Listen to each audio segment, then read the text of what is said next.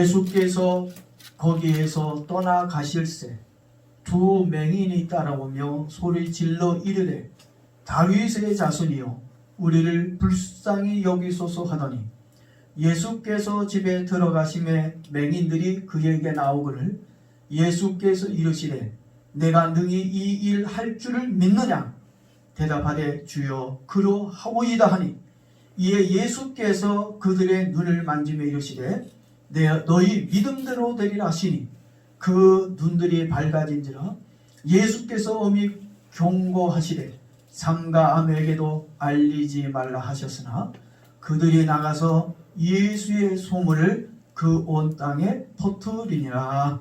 아멘. 네, 오늘 여러분에게 주신 하나님의 말씀의 제목은 두 맹인의 믿음이라는 제목으로 말씀을 드리도록 하겠습니다. 한번 제목을 따라합니다. 두 맹인의 믿음. 저는 오늘 여러분들에게 오늘 성경에 나와 있는 두 사람의 맹인의 믿음을 좀 가졌으면 좋겠어요. 근데 안타깝게도 이 두 사람의 그 맹인의 신앙을 지금 오늘 교인들이 못 따라갑니다. 이 맹인이 예수님을 만나서 큰 은혜를 입은 이유가 뭔가? 무엇 때문에 이 맹인들에게 이제 눈을 감고 살 수밖에 없는 앞을 볼 수 없는 맹인들이 어떻게 눈을 뜨게 되어졌는가? 저와 여러분들도 영적인 눈이 뜨여지기를 바랍니다. 그리고 하나님으로부터 주시는 은혜를 경험했으면 좋겠어요. 구약 성경에 보게 되면은 많은 기적이 나옵니다. 성경은 기적의 장이에요. 성경 어디를 열어보든지 거기에는 모든 하나님이 행하신 기적들이 나오고 있습니다. 이 기적이 여러분에게도 일어나기를 바랍니다. 아멘. 성경에 나타난 기적은 성경으로 끝난 것이 아닙니다.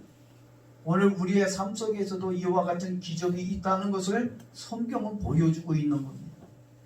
성경에 보게 되면 홍해가 갈라진 기적이 나오죠. 그리고 여호수아가 기도할 때 하나님 하늘의 해가 멈춰지기 원합니다. 해뿐만 아니라 달까지도 멈춰지기를 원합니다. 해와 달아 멈추라고 여호수아가 기도를 했습니다.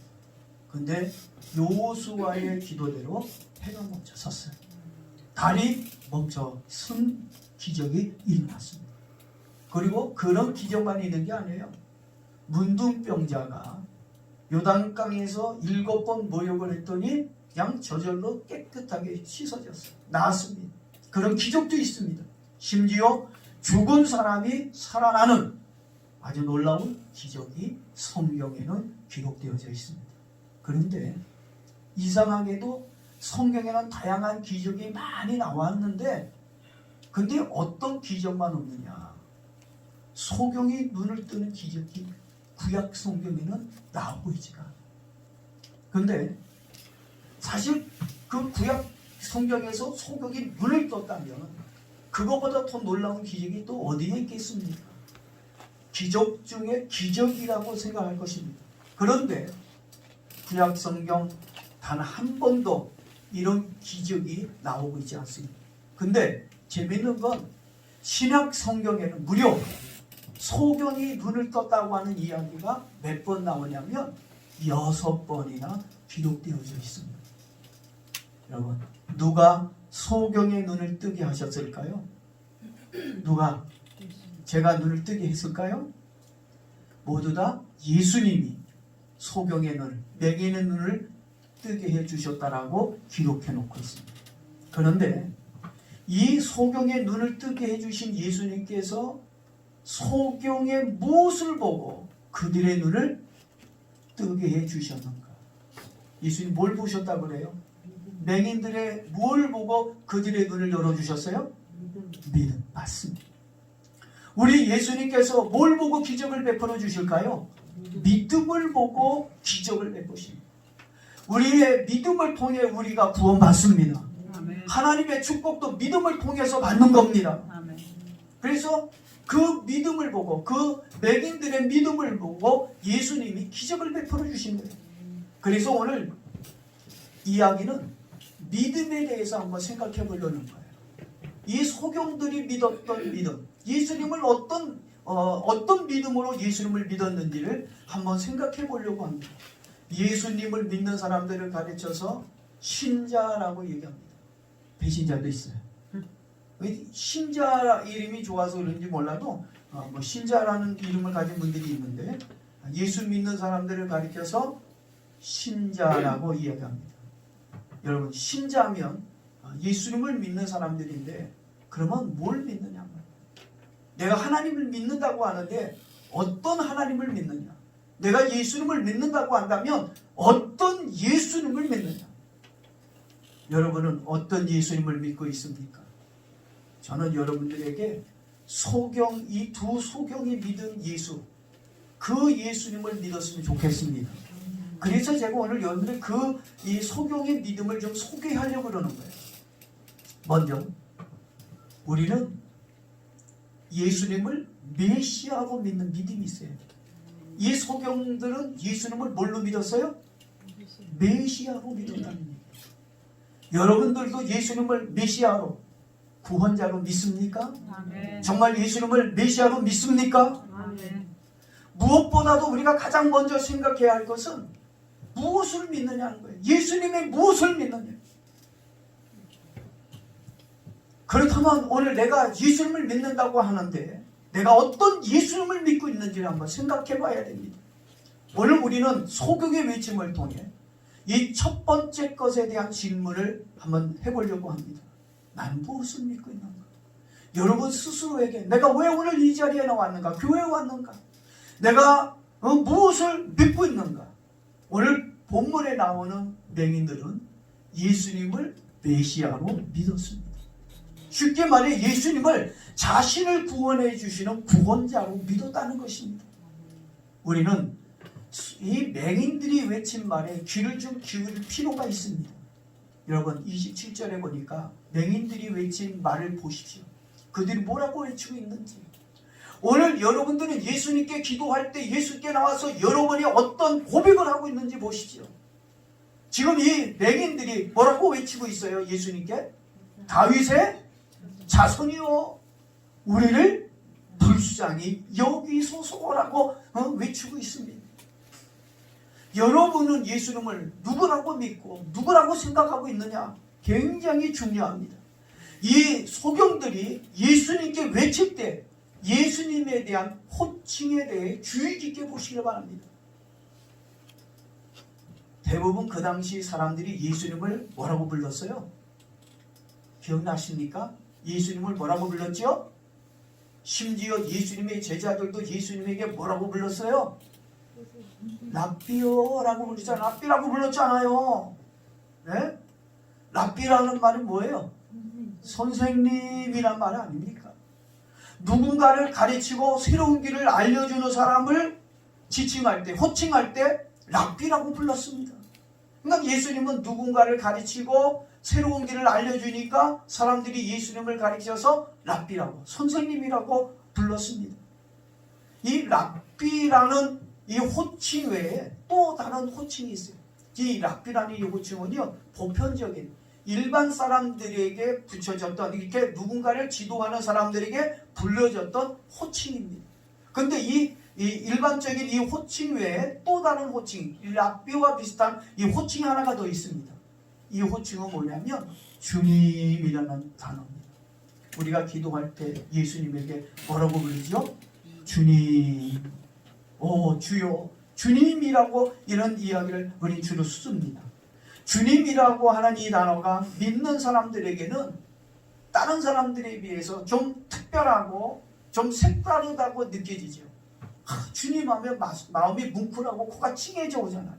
그리고 이 주님이라는 말은 주인이라는 의미고, 전능자, 이 세상을 주관하시는 분, 나에게 은혜와 구원을 주시는 하나님, 우리 예수님을 믿는 사람에게 예수님은 주님, 우리 예수님을 주님으로 부를 때 이런 뜨거운 마음으로, 이런 생각을 가지고 예수님을 부릅니다.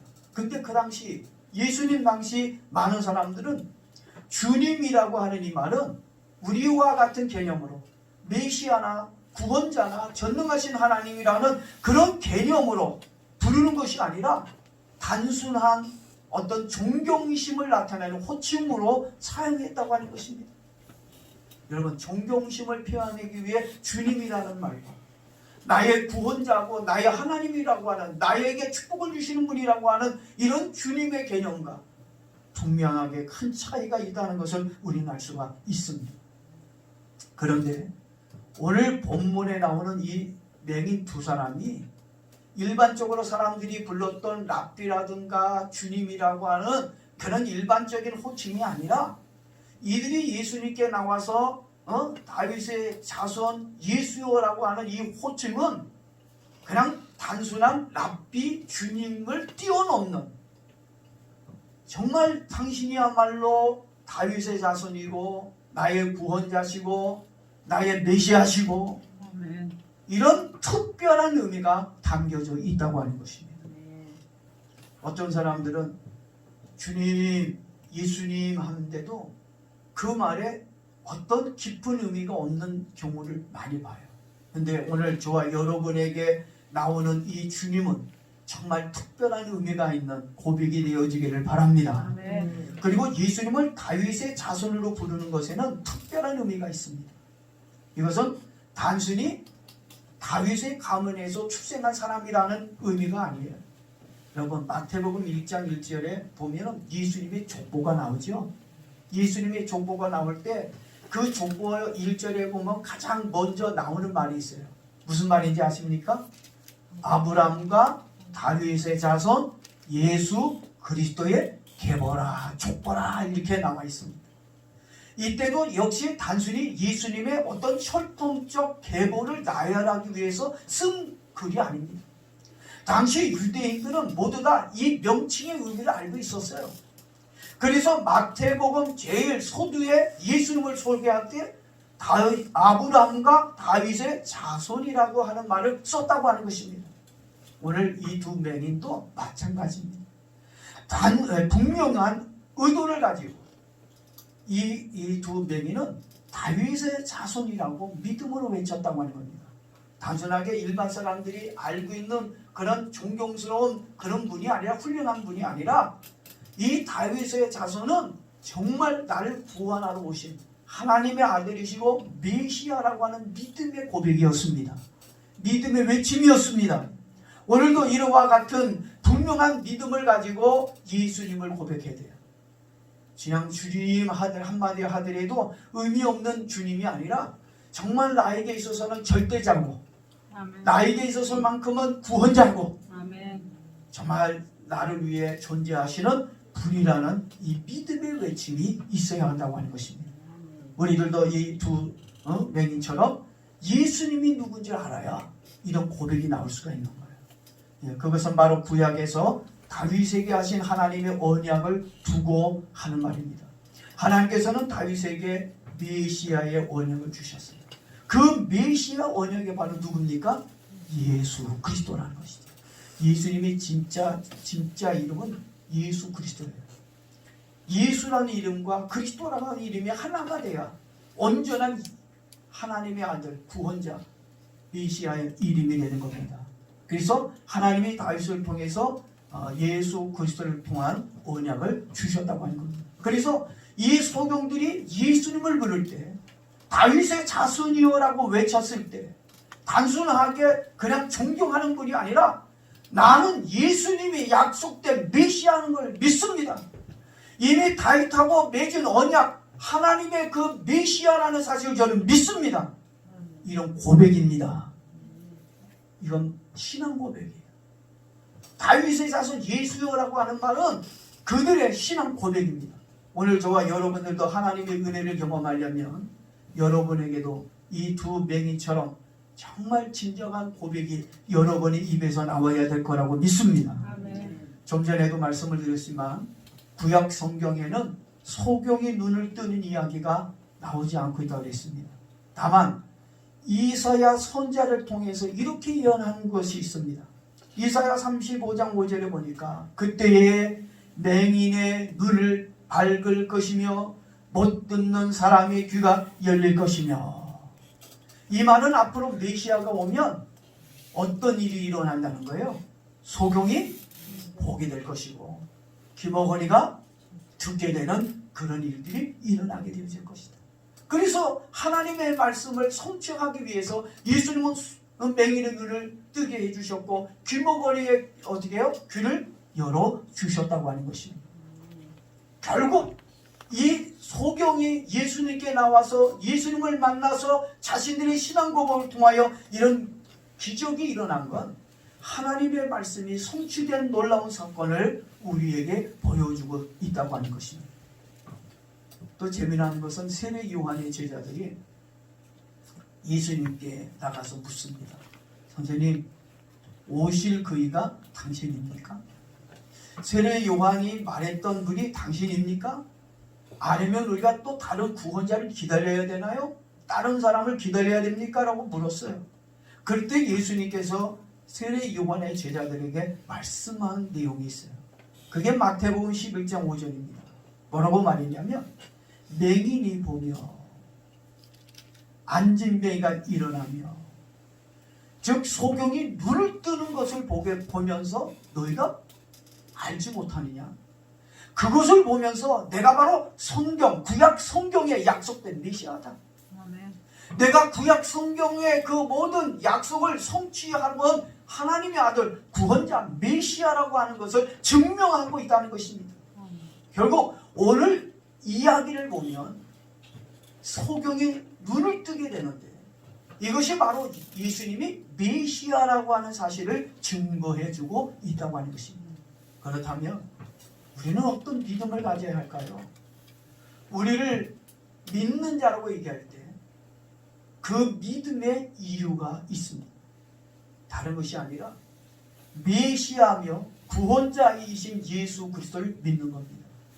오늘도 메시아 대신 예수 그리스도를 믿기를 바랍니다.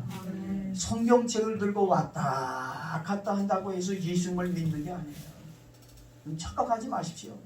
오늘 내가 이 교회에 나와서 찬송 부르고 예배 드리고 헌금 내고 말씀 듣고 갔다고 해서 내가 하나님을 믿는 건 결코 아니라고 하는 것입니다.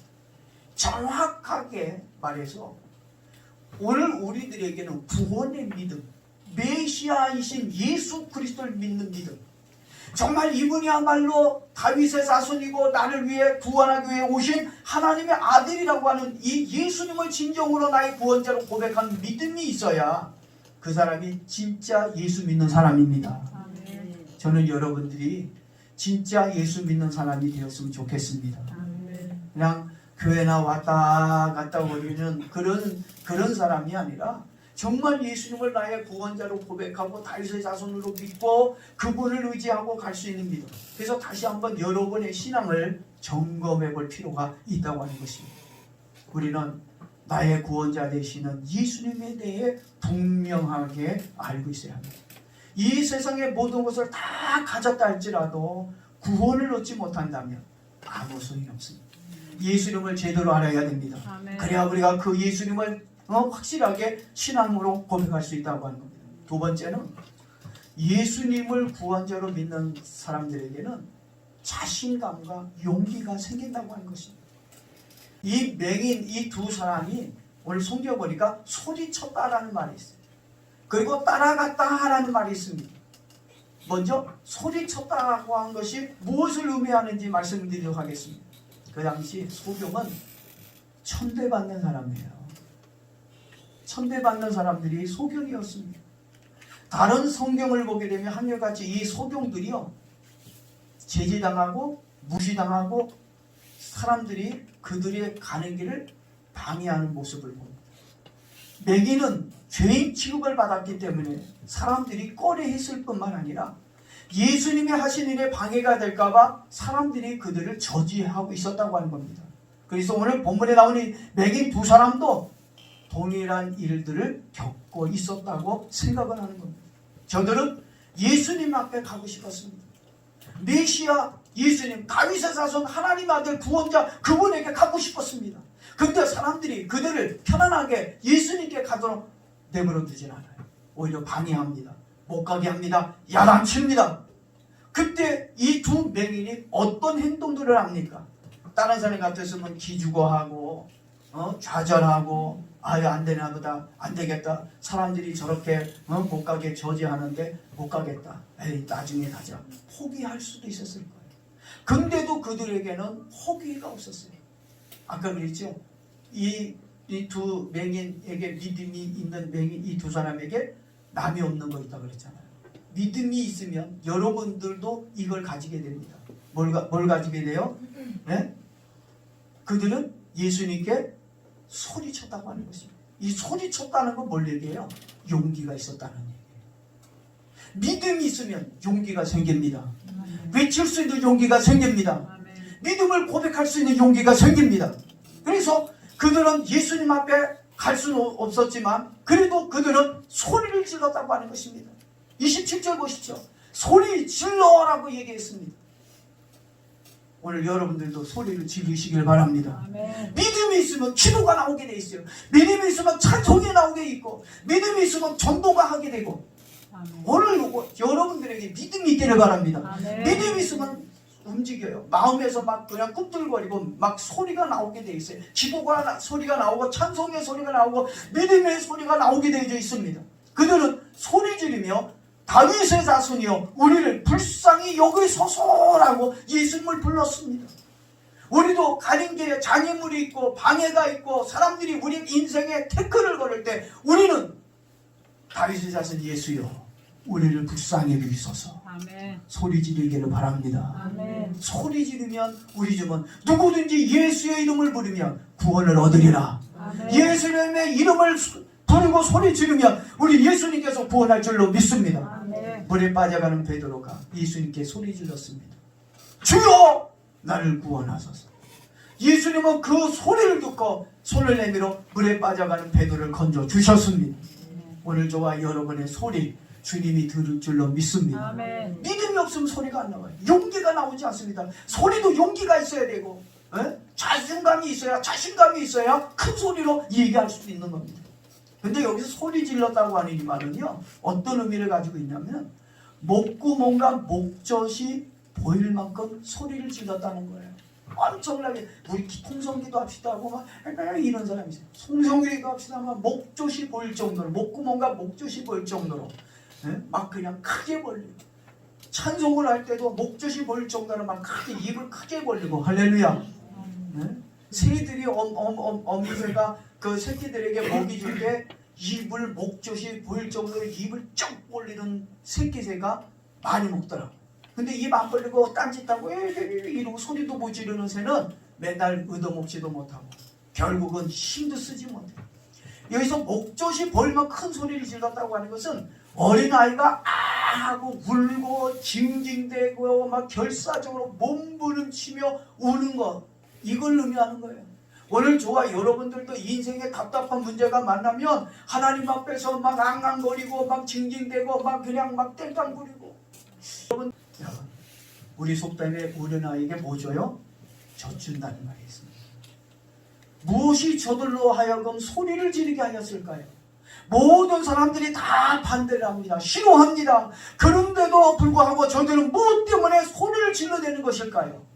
그것은 바로 메시아에 대한 신앙 때문이었습니다. 아멘. 예수님은 메시아고 예수님을 만나야 내 문제가 해결되고 아멘. 주님의 기적을 볼 수 있다고 하는 이 신앙 때문에 이 메시아에 대한 구원의 믿음이 있었기에 그들은 장애물이 있고 많은 제재를 당하고 어렵지만 그래도 용기를 내서 그는 자신감을 가지고 예수님은 절대 나를 거절하지 않을 거야. 예수님이 나를 받아주실 거라는 믿음으로 예수님께 달려나갈 수 있었다고 하는 것입니다. 여러분 메시아에 대한 믿음만 있다면 우린 소리 지를 용기가 생길 줄로 믿습니다. 참된 믿음과 진리는요 자신감을 주고 용기를 줍니다. 오늘 정말 여러분 용기 있는 믿음, 자신감 있는 믿음, 메시아에 대한 믿음을 갖기를 바랍니다. 그리고 이 메시아에 대한 이 신앙이 확실해야 고난이 와도 견딜 수 있어요. 그리고 하나님이 주신 축복을 누릴 수 있다고 하는 것입니다. 마지막으로 믿는 자에게 뭐가 생기느냐? 인내가 생긴다는 거예요. 성경에 보니까 우리에게 뭘 가지라고 얘기하죠? 인내를 가지라고 했어요. 인내를 온전히 가지라 그랬어요. 믿는 자에겐 힘과 용기만 생기는 것이 아닙니다. 끝까지 따라갈 수 있는 인내심이 생깁니다. 27절 보십시오. 27절 아주 중요합니다. 근데 많은 사람들이요, 소리까지는 질렀는데 거기서 사그러지는 사람이 있어요. 저는 여러분들이 소리 지르고 끝나는 사람이 되지 말고, 소리를 질렀으면 이제는 어떻게 해요? 따라오며. 굉장히 중요합니다. 그들이 소리를 질렀어요. 그때 거절당하고, 또 심지어 예수님까지도 예수님이 자신들의 소리를 들으시고 자기네들을 받아줄 거라고 생각했는데 자신들이 생각하는 의도가 다르게 전혀 예수님조차 반응이 없고 예수님도 그들을 부르지 않아. 야, 너 어떡하지?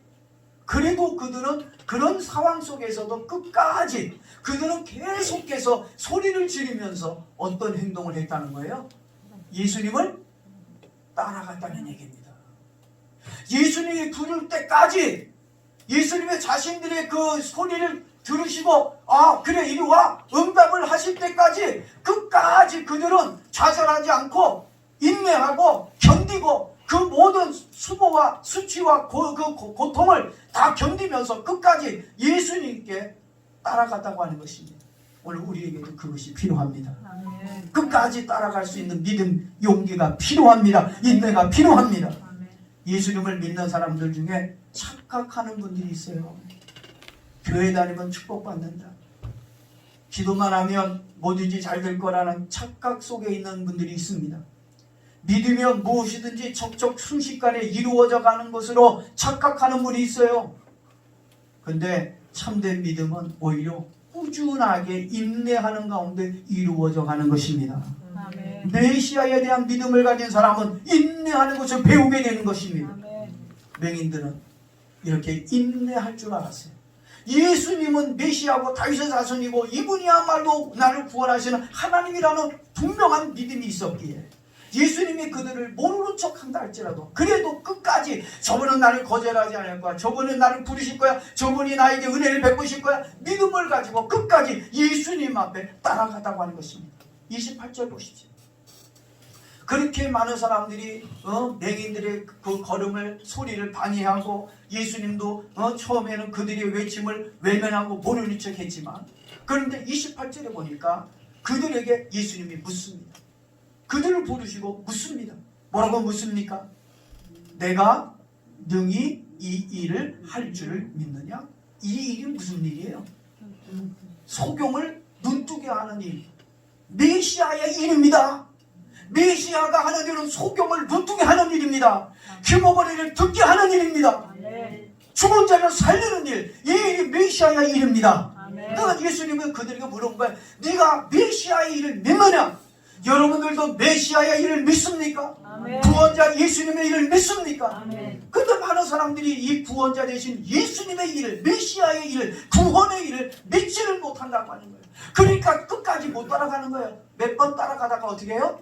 아닌가 봐, 틀렸어. 그리고 포기하고 만다고 하는 것입니다. 근데 이 소경은, 이 맹인들은 그리고 포기하자 끝까지 따라갈 수 있었던 이유는 메시아에 대한 확신, 메시아에 대한 믿음이 있었기 때문인 줄로 믿습니다. 아멘. 저도 기도가 정말 우리 교인들이 마지막 날 끝까지 믿음을 지키고 빌라델피아 교인들이 말씀을 지키고 신앙을 지킨 것처럼 우리 교회가, 우리 교인들이 끝까지 믿음을 지킬 수 있는 사람들로 남기 원합니다. 아멘. 그러려면 여러분 맹인처럼 이 메시아에 대한 확실한 신앙관이 있어야 돼요. 그래야 우리는 끝까지 주님 앞에 갈 줄로 믿습니다. 아멘. 그래서 예수님을 믿는 참된 믿음에는 뭐가 수반되어야 돼요? 인내가 수반되어져야 된다고 하는 것입니다. 인내하십시오. 지금 당장 심어놓고 열매 거두려고 하지 말고 열매도 기다려야 거둘 수 있는 거예요. 28절에 보니까 예수님께서 내가 능히 일할 줄 믿느냐고 물었을 때 28절에 그들이 이렇게 고백합니다. 아마 주님을 불렀을 때보다 더 큰 목소리로 외쳤을 겁니다. 뭐라고 그들이 외쳤을까요? 주여 그러하오이다. 주여 믿습니다. 주님께서 메시아의 능력을 행해서 소경을 보게 하실 줄로 믿습니다. 죽은 자를 살릴 줄로 믿습니다. 하나님의 약속을 이루실 줄로 믿습니다. 오늘 저와 여러분들도 이 믿음, 이 맹인들이 가지고 있는 믿음을 가지고 있어야 누구를 따라갈 수 있어요? 예수님을 언제까지? 끝까지 인내하고 따라갈 수 있습니다. 그런 믿음을 고백했을 때 예수님께서 29절에 얘기합니다. 뭐라고 얘기합니까? 이제 주님이 주신 메시아의 축복의 말씀이 나옵니다. 뭐라고 얘기합니까? 너희 믿음대로 될지어다. 오늘 이 맹인들처럼 메시아에 대한 확신한 믿음만 있다면, 그리고 믿음으로 기도만 한다면 내 믿음대로 될지어다. 내 믿음대로 될지어다. 여러분이 가지고 있는 마음의 믿음이 이루어질 줄로 믿습니다. 누구의 믿음을 가져야 돼요? 오늘 소경이 가졌던 무슨 믿음? 메시아에 대한 믿음. 오늘 여러분들에게 이 메시아에 대한 믿음만 있다면 우리 교회는 강북구에서, 아니 서울에서, 대한민국에서 가장 축복된 교회가 될 줄로 믿습니다. 여러분들도 마찬가지예요. 하나님 앞에서 믿음으로 인내를 온전히 이기기만 하고 끝까지 믿음으로 주님을 따라간다면 반드시 하나님의 주신 축복이 있습니다. 그래서 메시아를 통한 이 믿음을 통한 하나님의 구원이 우리 교회에도 나타나고 여러분의 삶 속에서 나타나고 또 이 나라에 일어나는 그런 축복이 있기를 주 이름으로 축복합니다. 우리